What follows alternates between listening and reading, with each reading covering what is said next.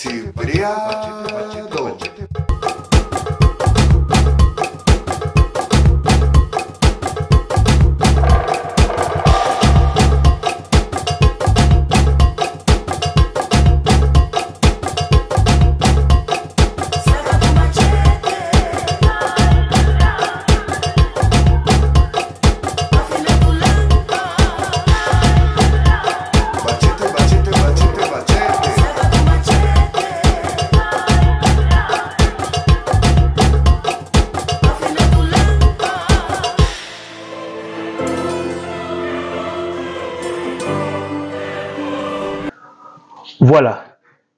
Encore désolé d'une émission que je mets après plus d'un an. Et voilà, les aléas de la vie. Sans plus tarder, on va passer ce que j'aimerais vraiment, qui me tient vraiment à cœur vous en parler, c'est des fréquences. C'est très important, prêtez vraiment l'oreille parce que c'est des trucs qui peuvent vraiment vous sauver la vie. Voilà. Qu'est-ce qu'une fréquence? Une fréquence, c'est quoi? Donc, dans les définitions d'une fréquence, on voit qu'une fréquence, pour moi, ça sont tout ce qui est généré dans la Terre, dans l'espace atmosphérique ici. Il y a les basses fréquences et les hautes fréquences. Lorsqu'on parle ici de la fréquence synonyme, on voit ici multiplicité, renouvellement, répétition, reproduction. On sait qu'en Afrique, avec des motifs tels que celle-ci ou des motifs de filage, c'est ce qu'on fait pour se reconstruire. Et c'est ce qui se passe aussi dans les fréquences. Donc, je vais vous dire par exemple que lorsqu'une personne vous insulte, parle du mal de vous, c'est quelque chose que vous captez dans la fréquence. On va dire, ouais, j'ai une prédiction ou je ne sais même pas quoi. Non, c'est les fréquences. C'est comme ça qu'on arrive à communiquer.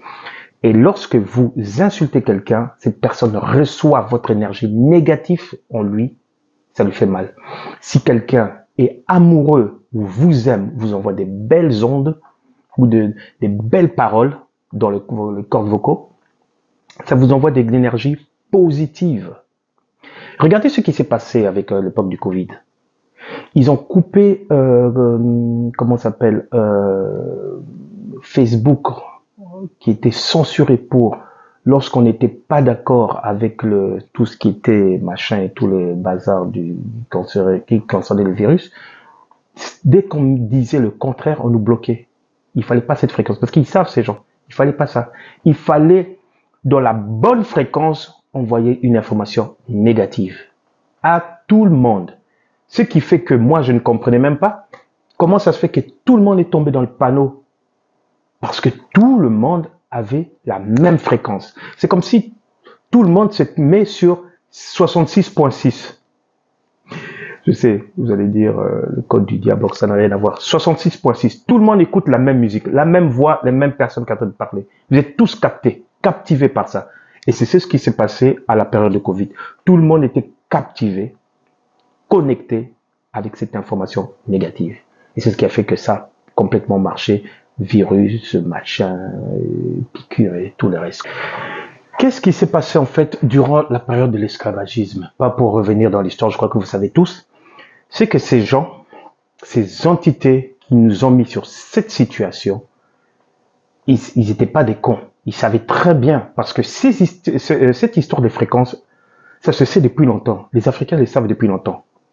Mais qu'est-ce qui s'est passé? La technique était complexe, mais si on regarde bien, elle était simple. On coupe tous ces gens de leurs ancêtres, de leurs anciens, de tous les restes. On met tout ça en esclavagisme.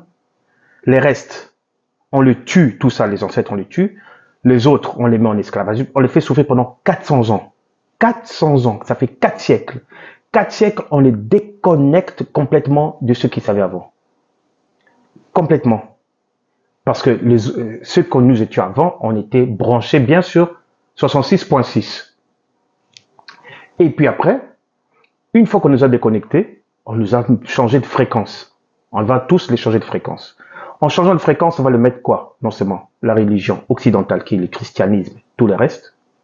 On va leur mettre un bout de bois, Jésus imaginaire et tout ça. Toute leur concentration d'énergie, positive, négative, tout le reste, seront concentrés sur ce bazar. Et pendant ce temps-là, eux, qu'est-ce qu'ils vont faire? Ils vont faire en sorte qu'ils puissent se développer à notre insu. Voilà le mot que j'ai cherché. Les Français n'est pas ma langue. Se développer à notre insu. Et pendant ce temps, on nous change tous des fréquences. Parce que la fréquence, la vibration dans l'air est très importante. Donc, je commençais par la définition. Et là, je passais directement par la fréquence en général dans la nature et dans le corps. Donc, vous savez que la fréquence est capable de faire des tas de choses du point de vue mental, qui est encore, comment on peut dire, invisible, et du point de vue physique, métaphysique, du point de vue matériel. Je vais vous présenter un document qui va mieux vous expliquer ça, avec image, mieux vous structurer tout ça. L'eau est le fondement de la vie. Les cellules du corps humain sont constituées à 70% d'eau. Si l'eau est capable de changer de structure sous l'influence de la pensée et des mots, alors les cellules du corps humain sont également susceptibles d'être affectées.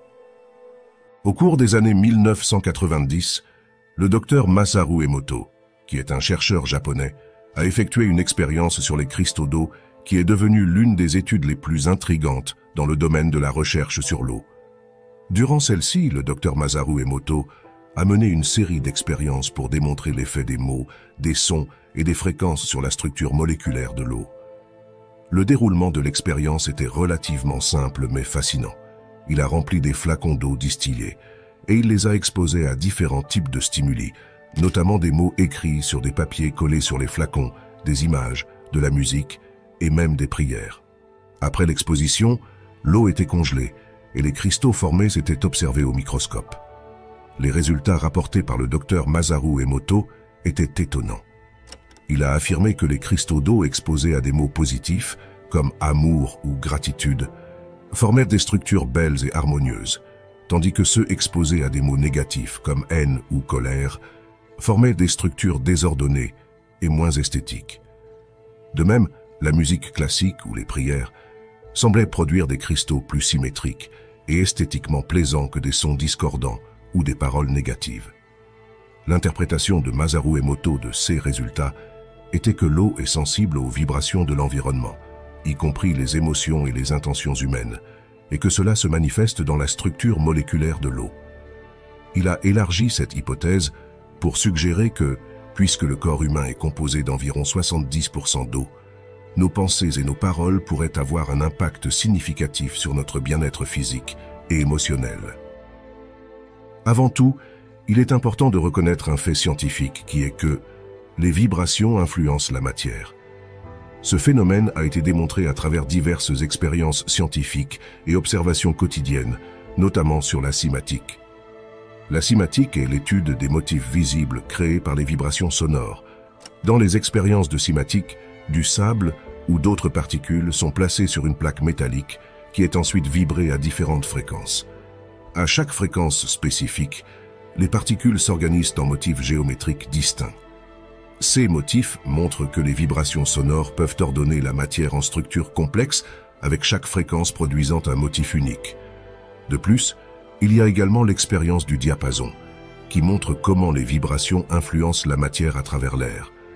Dans cette expérience, On place 2 diapasons sur une surface plate comme une table par exemple, à environ 10 cm l'un de l'autre. Ensuite, on vient frapper un des diapasons avec un bâton ou un marteau.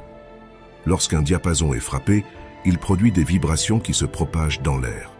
Si un second diapason accordé à la même fréquence est placé à proximité, il commencera à vibrer en résonance, sans être directement touché.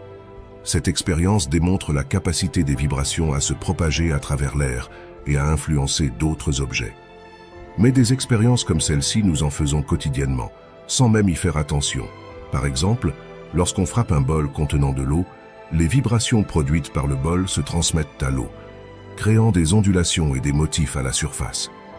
De même, lorsque vous écoutez la musique sur une enceinte et que vous augmentez le son, vous verrez que cela fait vibrer tous les objets dans la pièce, voire même les faire tomber. Toutes ces expériences nous montrent que nos yeux ne perçoivent qu'une infime partie de la vie. Derrière ce que nous voyons, il existe un monde invisible qui influence constamment le nôtre. Les ondes Wi-Fi, par exemple, sont présentes partout et nous traversent constamment, sans que nous les voyions. De même, encore plus étonnant, les téléphones portables. Votre voix est capable de se propager à travers l'air pour être réceptionnée dans l'oreille de quelqu'un. Même si votre téléphone sert de transmetteur, n'oubliez pas que votre voix se propage tout de même dans le monde de l'invisible. Maintenant, pour ceux qui pensent que les vibrations ne peuvent pas être bénéfiques pour notre corps, analysons simplement l'effet inverse, les radiations, qui elles sont mauvaises et c'est prouvé.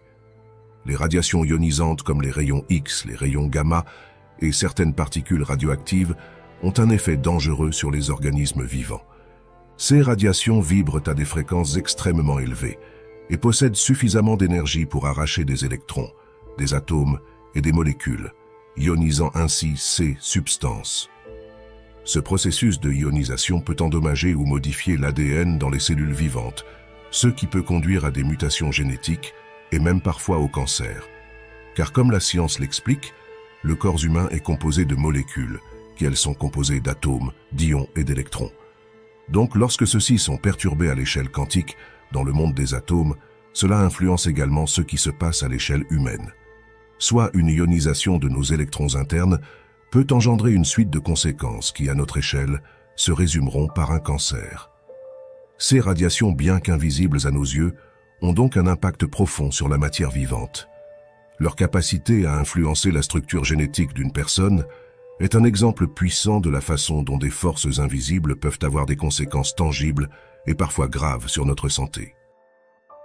Donc maintenant, si des fréquences sont capables d'endommager nos cellules, il est logique que d'autres fréquences soient capables de faire l'effet inverse, soit de guérir des cellules.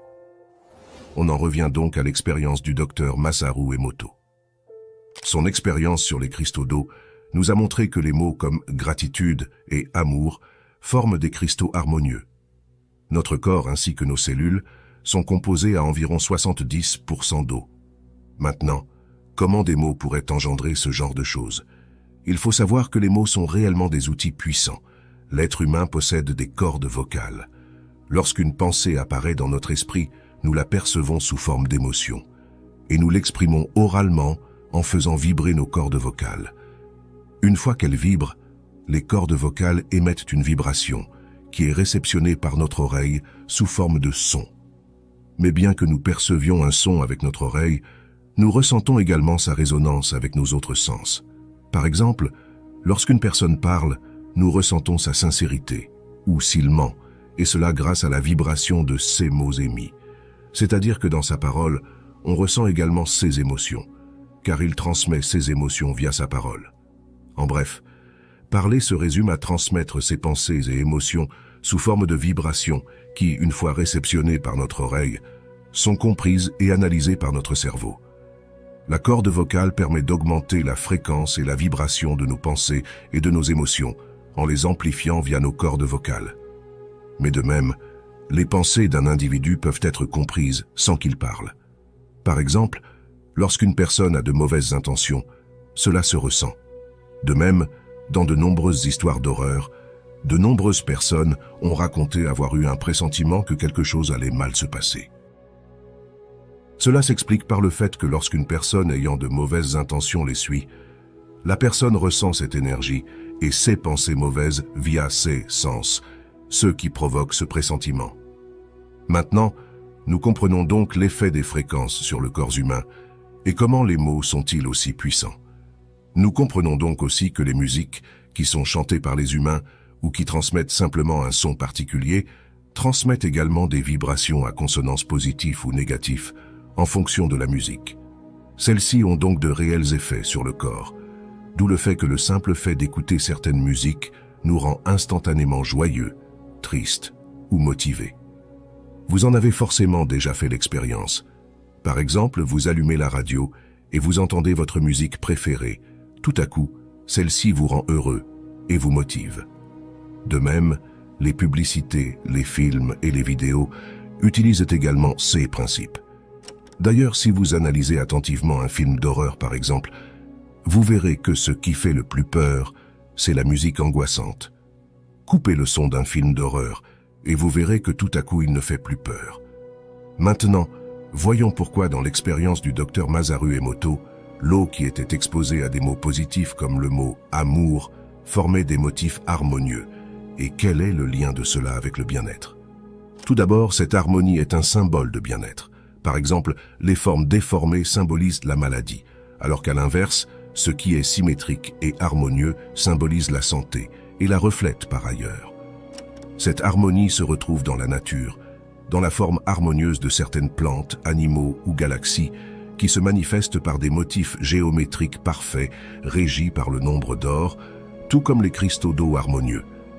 Dans les expériences sur la cymatique, nous avons vu que certaines fréquences, notamment les fréquences 432 Hz et 528 Hz, forment également des motifs harmonieux.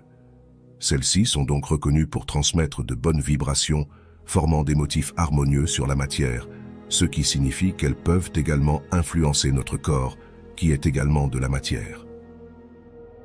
De plus, l'expérience du docteur Masaru Emoto montre comment les vibrations influencent également l'eau, qui est aussi de la matière. Ainsi, tous les mots à consonance positive tels que amour, gratitude, bonheur et harmonie émettent des vibrations positives qui se transmettent à tous ceux qui entrent en résonance avec elles. En écoutant des affirmations positives et en vous les répétant chaque jour, vous allez donc émettre des vibrations qui entreront en résonance avec toutes les parties de votre corps, améliorant ainsi votre bien-être général. De même, les musiques basées sur les fréquences 432 Hz et 528 Hz, couplées à des affirmations positives, amplifient au maximum les vibrations harmonieuses, ce qui entre automatiquement en résonance avec vous-même, pour vous aider à guérir mentalement et physiquement, car les deux sont liés. Mais il semblerait que nous soyons seulement en train de redécouvrir ce qui avait déjà été découvert il y a bien longtemps. De nombreuses citations de philosophes et de textes anciens l'affirmaient, et cela dans toutes les civilisations à chaque coin de la Terre. En Grèce, on retrouve Platon qui disait que la musique a le pouvoir de purifier l'âme et de la rendre plus harmonieuse. Dans les textes sacrés de l'hindouisme, on retrouve la citation suivante. La musique est la langue de l'univers. Elle est le son de la création. Dans les paroles de l'Égypte ancienne, retranscrites dans le Corpus Hermeticum, on y retrouve la phrase suivante. La parole est un pouvoir créatif. Elle peut créer ou détruire. Et dans la Bible, la citation est la suivante. Il envoie sa parole et les guérit.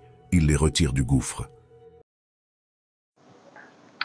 Voilà, dans cette vie, on nous dit souvent que la musique, la danse et tout le reste ne servent à rien, c'était que de la distraction. On voit très bien que les gens adorent ça, que la vie est faite de la musique et de la danse.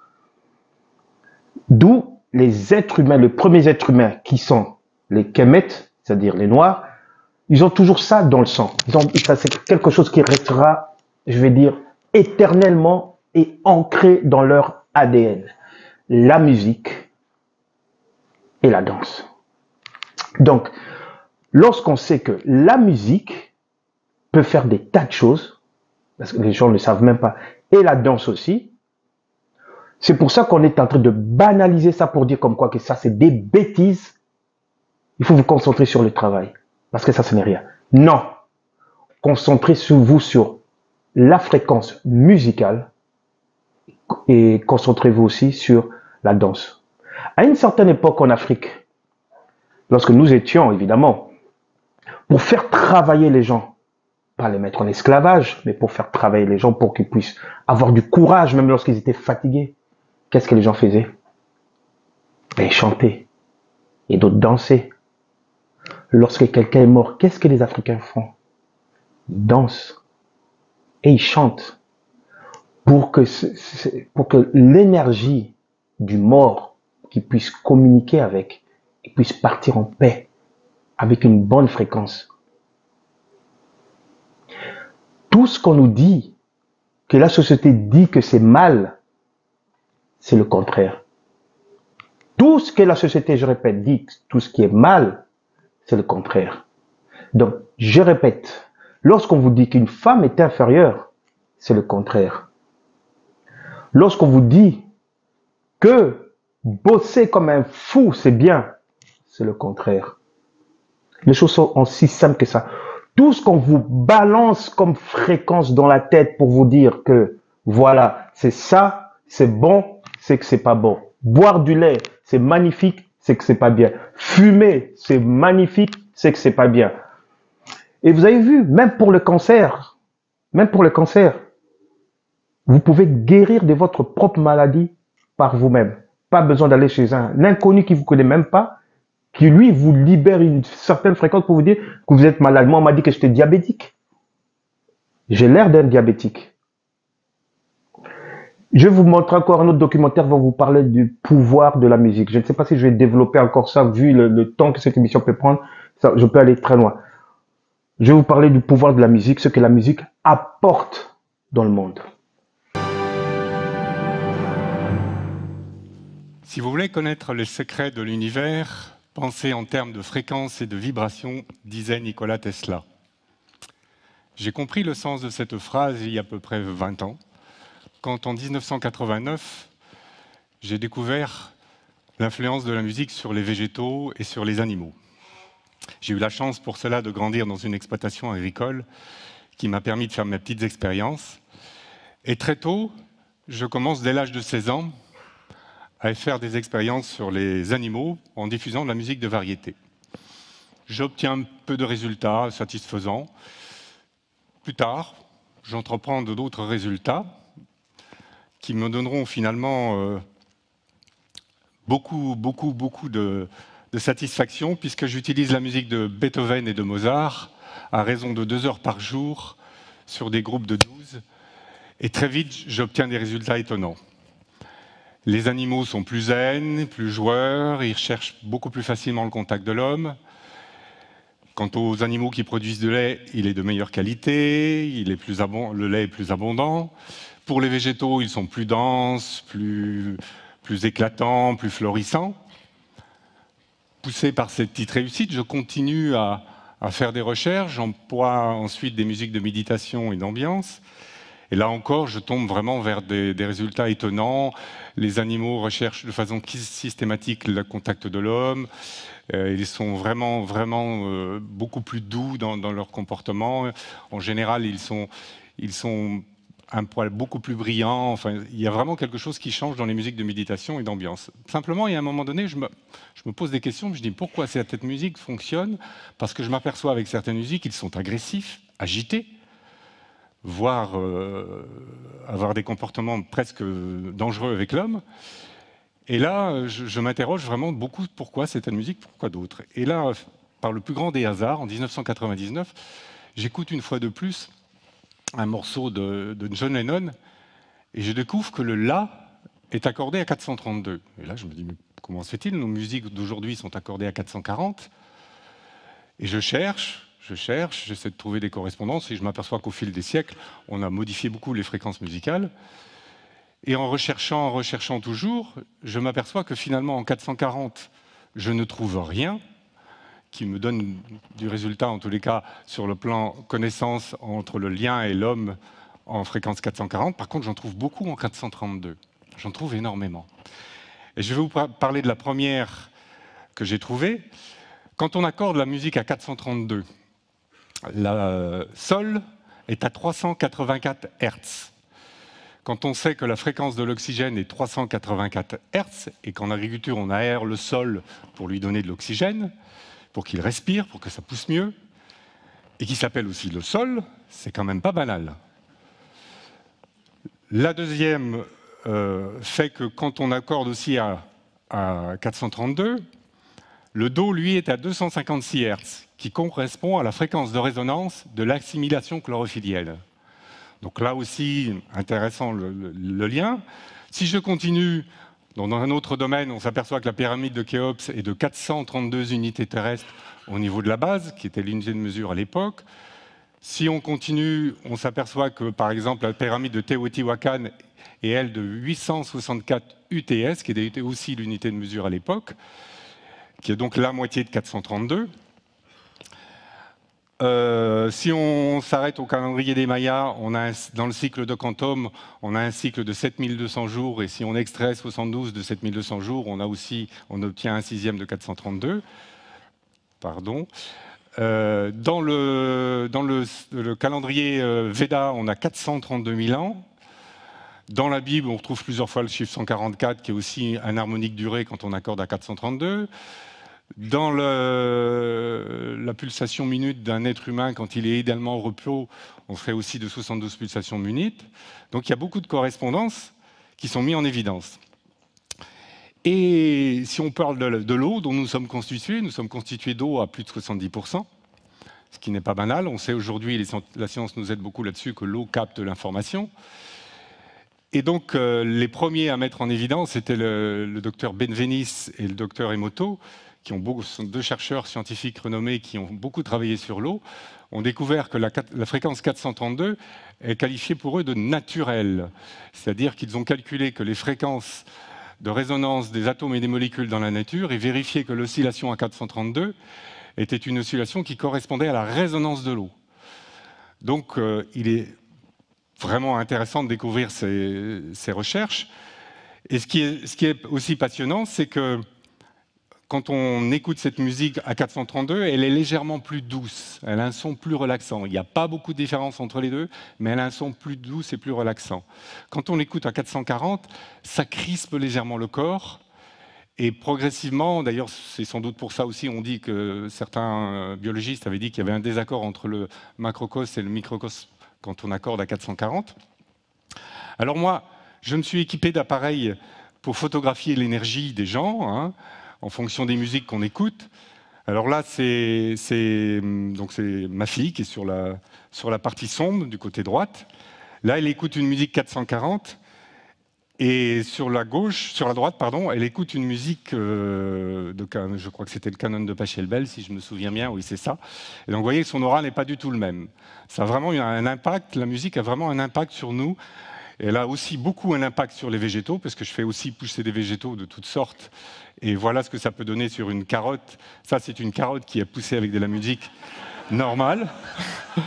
Et ça, c'est une carotte qui a poussé avec de la musique anormale, on pourrait dire.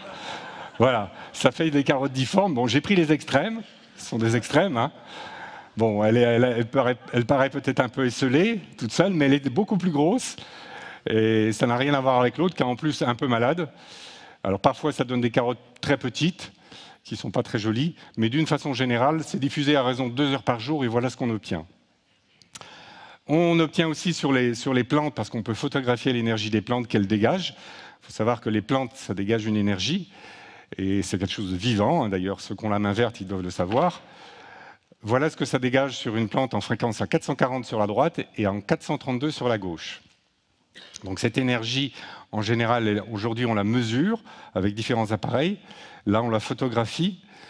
Et, comment dirais-je, si vous vous arrêtez un instant sur la musique en 432, vous verrez que vous vous sentirez beaucoup mieux. D'ailleurs, toutes les musiques qui ont été faites en 432 ont en général faites par des chanteurs qui ont été très populaires et apportent vraiment un bien-être constant et régulier. En général, c'est des morceaux qu'on a beaucoup écoutés.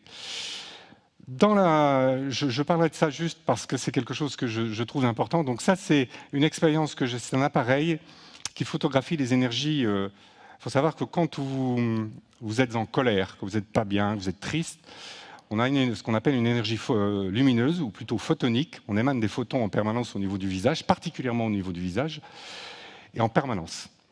Et si vous êtes triste, que vous n'êtes pas bien, vous n'avez pas la pêche, vous allez avoir plutôt une couleur rouge, sombre. Et donc, vous êtes vibratoirement assez bas. Et par contre, si vous êtes bien, si vous êtes en forme, gai, tout s'est bien passé dans votre journée, vous allez plutôt avoir une couleur bleue. Et donc, ça, c'est ma fille qui est sur le premier cliché, qui venait de se prendre la tête avec son frère. Et dans le premier cliché sur la gauche, donc elle commence à marronner, elle n'est pas bien. Dans celui du centre, elle pleurait, elle avait envie de le taper, etc. Donc vous voyez une zone rouge autour de son visage qui apparaît. Et quand elle va bien, on a parlé un petit peu, vous voyez qu'il y a une zone bleue qui apparaît au niveau de son visage aussi, quand tout va bien, quand la personne est vraiment plus détendue et qu'elle a fini par lâcher. Donc nos attitudes dégagent une énergie, dégagent une couleur. On peut le mesurer aujourd'hui à la fois par des tas de tests. Donc c'est assez intéressant de le découvrir. Pour les végétaux, c'est aussi la même chose. Sachez qu'un végétal, c'est quelque chose de vivant. Et c'est le premier à découvrir ça, c'était Pope en 1975. Il avait découvert que un végétal, si vous l'agressez, il va automatiquement engrancher un système de rayonnement lumineux comme système d'autodéfense. Donc là, j'ai pris un cliché avant de l'agression du végétal sur la gauche, et vous avez ensuite un cliché sur la droite, où il y a toute une brillance au-dessus du végétal. Vous voyez, sur la gauche, c'est pas tellement brillant, c'est blanc plutôt, hein, c'est vert, pardon. Et sur la droite, c'est brillant, c'est vraiment l'énergie lumineuse. J'ai coupé devant avec un tempérament agressif, et voilà ce que ça a dégagé comme rayonnement lumineux. Donc nos comportements sur les végétaux, sur les animaux aussi, et sur les gens bien évidemment, ont une influence, et on peut aujourd'hui le mesurer et le démontrer en tout cas. Alors, j'ai fait pas mal d'expériences. J'ai découvert donc qu'on pouvait tuer, qu'on pouvait faire végéter, qu'on pouvait rendre florissant, qu'on pouvait vraiment rendre éclatant en fonction des types de musique qu'on diffusait sur les animaux et sur les végétaux. Je n'ai pas fait beaucoup d'essais sur les humains, mais j'ai fait beaucoup d'essais sur les animaux. Et là, je peux vous dire que c'est assez sidérant. C'est assez incroyable ce que ça peut faire sur un humain. Parce que j'ai fait récemment sur un humain il n'y a pas très longtemps, après l'avoir fait sur un végétaux, mais j'en ai pas fait beaucoup. Hein. Mais le si peu qu'on fait, je peux vous dire que c'est assez impressionnant. Donc, soyez vigilants à la musique que vous écoutez. Ce que je peux dire, c'est que vous savez qu'on a 7 centres énergétiques qui sont reliés à 7 notes, do, ré, mi, fa, sol, la, si. Et ces 7 notes correspondent à un organe. Chaque organe a aussi sa propre fréquence, et une fréquence donnée. Mais ce qu'on sait un peu moins, c'est que chaque acide aminé a aussi sa propre fréquence, et va se fixer sur le ribosome en permanence, toujours à la même fréquence d'accrochage. Alors vous avez un morceau qui a été étudié par Edith Enopti, qui est un morceau qui s'appelle le Canon de Pachelbel. Alors ce morceau-là, je vais vous dire une chose, écoutez-le tous les jours. Pourquoi ? Parce que ce morceau-là, il a la particularité, il faut savoir que sur notre chaîne polypeptidique, on a à peu près 300 acides aminés. On en a besoin de 8 primordialement, dont on ne peut pas se passer. Si on ne les a pas, il faut manger équilibré, sinon on va avoir des problèmes. Ces 8-là, c'est le seul morceau qu'on a trouvé qui vous nourrit vos 8 acides aminés essentiels, en permanence. Il est conçu de 8 tonalités qui correspondent aux 8 acides aminés à l'homme. Et qu'il est conçu aussi de telle manière que si vous le prenez en cours, c'est comme si vous le repreniez depuis le départ. Il a 4 couplets avec des notes semblables. C'est un puissant anti-stress. Si vous n'êtes pas bien le soir, vous rentrez du travail, vous n'êtes pas bien, écoutez-le. Si, par exemple, beaucoup le connaissent, je pense que beaucoup d'entre vous dans la salle l'ont entendu, l'ont écouté, il a aussi la particularité de réguler le métabolisme. Il active le circuit enzymatique. Il stimule la protéine. Ce morceau-là est génial. Il faut vraiment l'écouter. Par contre, il y a des musiques qui sont pour moi des vraies saloperies, et en général les plus populaires. Il y a un morceau, à contrario, qui est construit sur les mêmes principes que le canon de Pachelbel que je vais vous citer, que vous avez tous probablement dansé dessus, qui est un morceau qui a été fait par ABBA, repris par Madonna, enfin plein d'autres. Ce morceau-là s'appelle Hang Up. Et quand vous l'écoutez, il vous stimule les mêmes hormones que vous stimulez quand vous rentrez en forte dépression. C'est une vraie saloperie. Alors, personnellement, ayant étudié un petit peu aussi Mozart, quand on étudie Mozart, on s'aperçoit que les derniers morceaux de Mozart ont la particularité d'appauvrir énormément certains acides aminés, mais vraiment surtout ces derniers morceaux. Et à l'époque, il était mort d'une maladie du sang, une leucémie. Donc pour moi, ça c'est mon avis personnel, je pense que Mozart s'est tué avec sa musique. Mais c'est mon avis. Parce qu'il appauvrit vraiment beaucoup d'acides aminés, mais vraiment beaucoup, beaucoup. Et d'ailleurs, quand on l'utilise sur des plantes, on s'aperçoit que les plantes ne poussent pas beaucoup, elles ont plutôt tendance à végéter. Donc soyez vigilants à la musique que vous écoutez. D'ailleurs, Platon avait dit, si vous voulez contrôler le peuple, contrôlez sa musique. Je ne sais pas d'où il sortait ça, mais il avait dit cette phrase. Alors, on pourrait imaginer un monde baigné en 432. On serait certainement plus joyeux. On serait certainement plus vivant. On aurait certainement plus d'intuition. Je suis convaincu qu'on aurait plus d'intuition. Et globalement, soyez vigilants donc aux musiques que vous écoutez et au comportement que vous avez, car un bon comportement amène à un taux vibratoire beaucoup plus élevé. Vous émettez beaucoup plus de bonnes ondes et automatiquement, vous faites du bien autour de vous. Et puis d'ailleurs, on dit en général de ces personnes, ils rayonnent. Et ça, c'est à la fois la musique que vous entendez, les conditions dans lesquelles vous les écoutez, et c'est aussi dans les conditions dans lesquelles vous êtes. Donc le son peut vous faire vraiment beaucoup de bien, vous épanouir, vous rendre joyeux, vous structurer, vous construire, mais il peut aussi, malheureusement, faire des choses négatives, comme je vous l'ai dit tout à l'heure. Je vous remercie.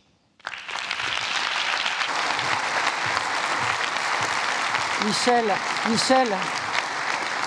c'est pas prévu, mais j'ai demandé à Emmanuel Cuche, je sais pas s'il est là, s'il peut nous jouer quelques notes des canons de Pachelbel, parce que je pense que tout le monde ne connaît pas cette musique, donc on a envie de prendre des acides aminés.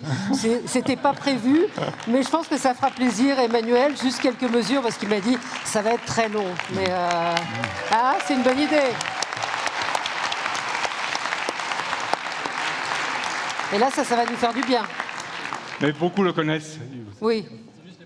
Oui, les premiers accords, juste que pour ceux qui ne le connaissent pas.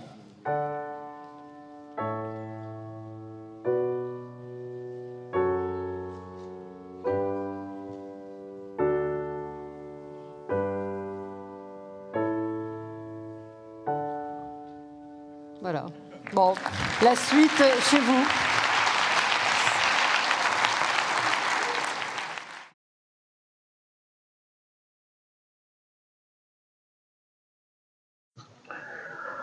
Voilà, comme vous le voyez, comme vous l'avez entendu, excusez-moi, vous avez vu comme quoi que tout est énergie. D'abord, j'ai toujours dit que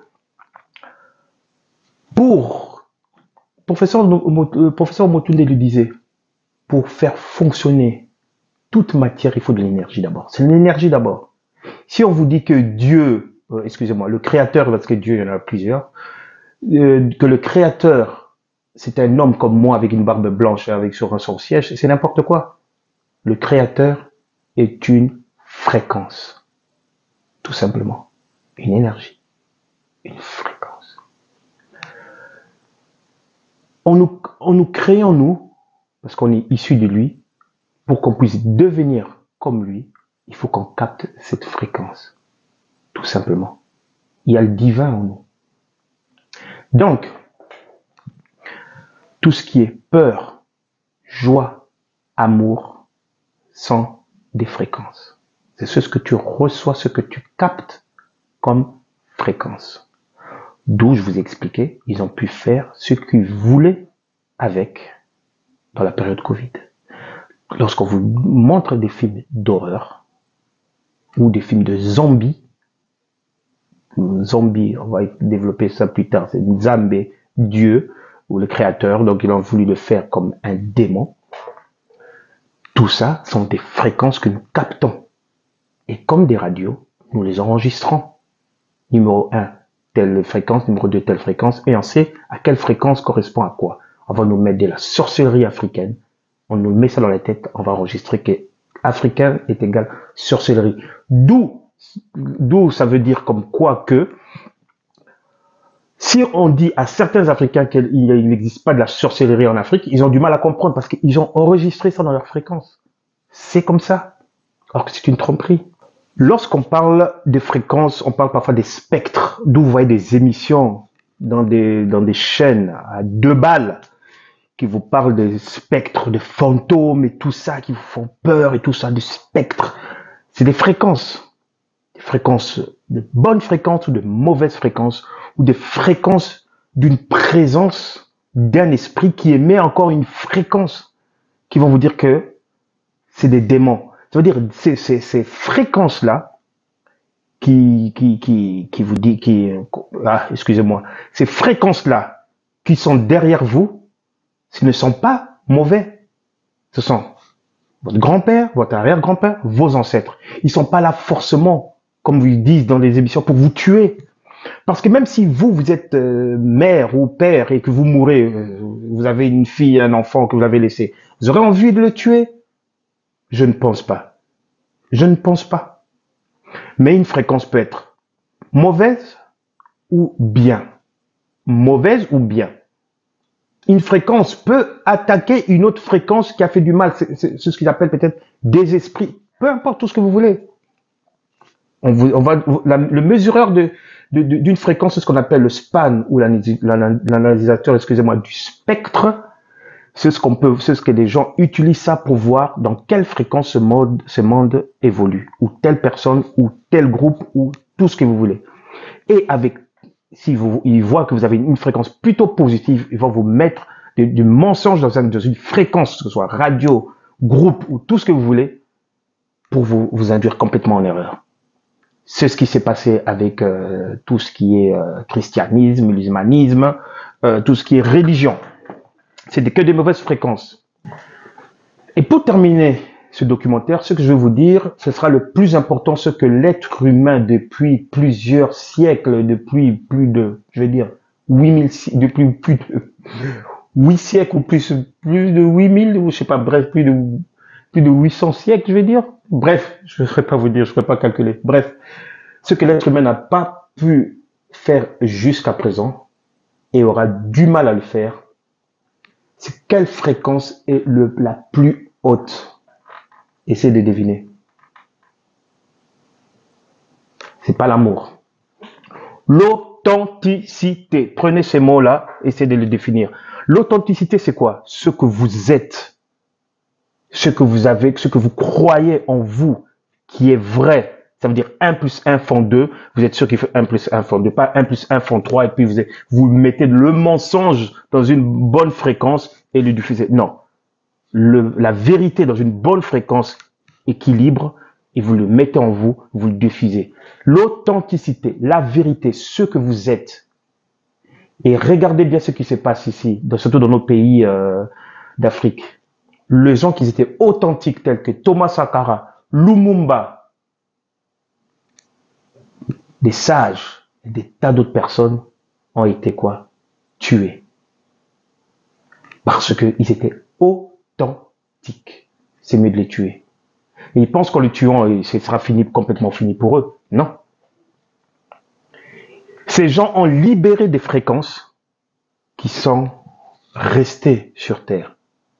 On voit que ça se passe comme Thomas Sankara. On a un Thomas Sankara. Et des tas d'autres personnes, vous allez voir, des Lumumba, des tas de personnes qui reviennent encore parce qu'ils ont diffusé une bonne fréquence. Et cette fréquence ont atterri où? Comme le documentaire précédent qu'il disait, dans les ADN de certaines personnes.